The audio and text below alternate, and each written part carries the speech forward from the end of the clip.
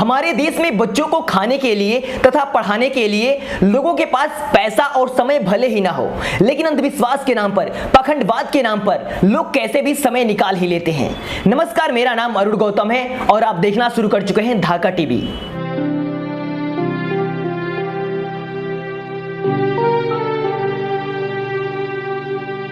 माना कि आने वाली पीढ़ी जागरूक हो रही है, धीरे धीरे अंधविश्वास पाखंडवाद का अंत होना निश्चित है, पर अगर सत्य को दरकिनार करते रहें तो यह इतना भी आसान नहीं होगा।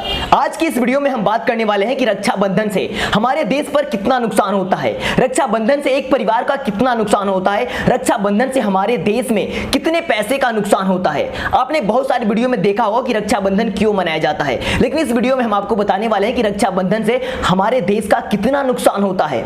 रक्षाबंधन के पीछे बहुत सारी अनलॉजिक वाली कहानियां पड़ी है जो बताकर मैं आपका टाइम वेस्ट नहीं करना चाहता, लेकिन यह बात जरूर आपको बता देना चाहता हूं कि इस रक्षाबंधन त्योहार से हमारे देश का कितना नुकसान होता है और हमारे देश की महिलाओं का कितना अपमान होता है। तो चलिए आपकी आस्था को ठेस पहुंचाते हुए आज की वीडियो शुरू करते हैं।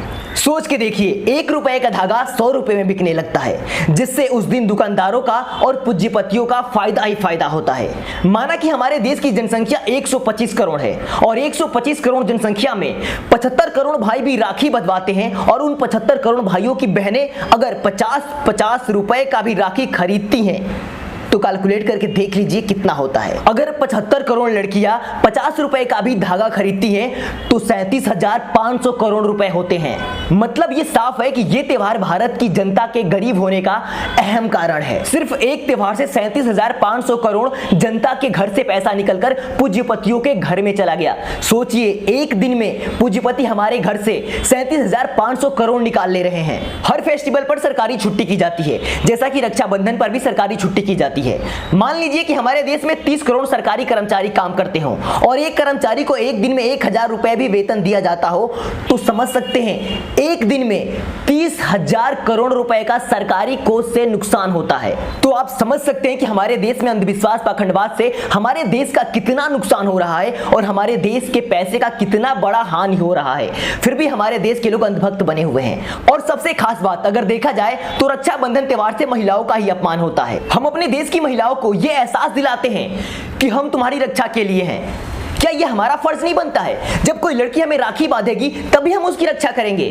क्या हम अपनी बहनों की रक्षा के लिए एक राखी के धागे के मोहताज होंगे? मैं तो बस आपसे यही कहना चाहूंगा कि अगर आप भी बिना जाने समझे लकीर के फकीर ऐसे ही बने रहें तो देश तो बाद में, पहले आप अपने घर का विकास नहीं कर पाओगे। बस इसी के साथ आपसे विदा लेते हैं। अगर अभी तक आपने धाका टीवी को सब्सक्राइब नहीं किया हो तो रेड वाले बटन को दबाकर सब्सक्राइब कर लेना और बेल आइकन दबाना बिल्कुल ना भूलें और इस वीडियो को ज्यादा शेयर करें ताकि और भी लोग ये बातें जान सके, समझ सके और अपने देश से अंधविश्वास पाखंडवाद को भगा सके।